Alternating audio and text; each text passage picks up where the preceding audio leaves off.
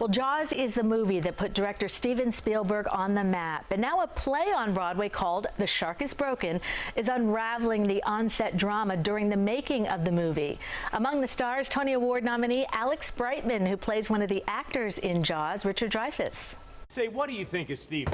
Oh, well, the first thing is that I think people underestimate him. You know, he may be just a kid, but he's an old head on young shoulders. Having said that, I think he may be clinically insane. Really? Yes! He's shooting on the ocean, man. Nobody shoots on the ocean. You know how many water tanks Universal has? Alex Brightman joins me now. Good morning. Good morning. Sometimes it's the first time you're seeing it as well. Oh, I know. Like, wow, I'm good. Yeah, that's what I'm thinking. Absolutely. I'm good. Yeah. Tell us more about The Shark is Broken. Sure. It becomes different to me every time. And so I think the show, it's about the making of Jaws. It's about really the behind the scenes while the shark was broken, sort of the downtime.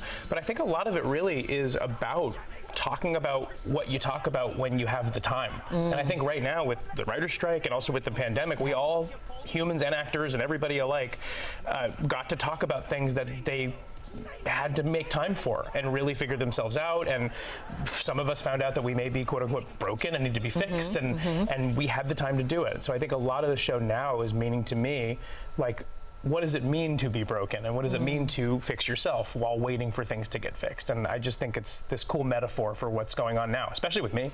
Yeah, definitely. And, you know, as an actor yourself, what is it like portraying another actor?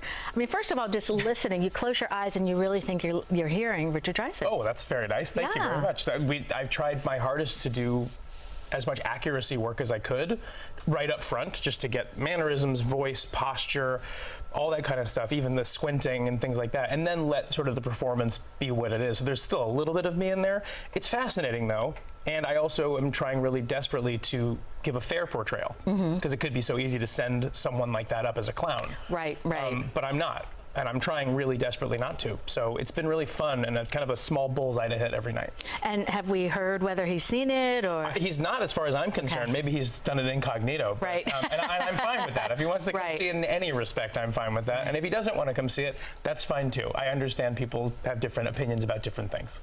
Now, there are some really intense scenes, and like the panic attack, yes, which is something I know you can draw from personally. Yeah. I mean, I was diagnosed with anxiety disorder, generalized anxiety disorder, a lot younger than I am now. And then over the pandemic, I was re-diagnosed with manic bipolar, which just fit more of the symptoms and ended up getting me a much better kind of prescription.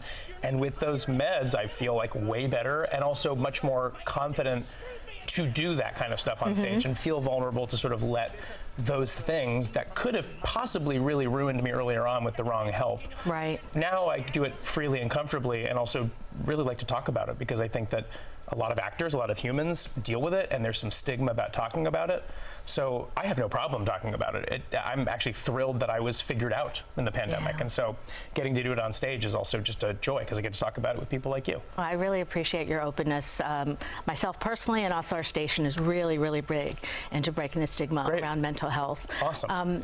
Now, before this, were you a fan of Jaws or Steven Spielberg? Huge Steven Spielberg fan. Big Jaws fan, but much bigger Steven Spielberg fan. I mean, I don't think there's a movie I haven't seen of Steven Spielberg's, but I think he directs like a child. And I say that in the best possible way. Like, what do you want to see? And every single shot, there's not a shot wasted. And so Jaws was formative for me because I was far too young to have seen it.